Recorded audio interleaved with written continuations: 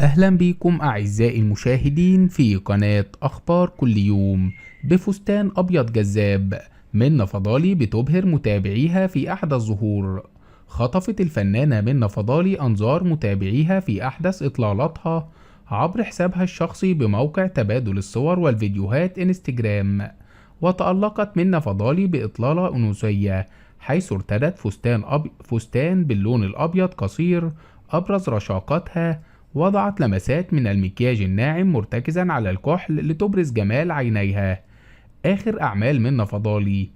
يذكر أن آخر أعمال منة فضالي مسلسل جعفر العمدة بطولة الفنان محمد رمضان والفنانة زينة والفنانة هالة صدقي وإيمان العاصي ومي كساب ومنة فضالي وأحمد داش ومنذر ريحانة وعصام السقا وفريدة سيف النصر ومجدي بدر وأحمد فهيم وفتوح أحمد وسلوى عثمان وفريدة سيف النصر وجوري بكر وطارق النهري وأحمد عبد الله وإحسان الترك.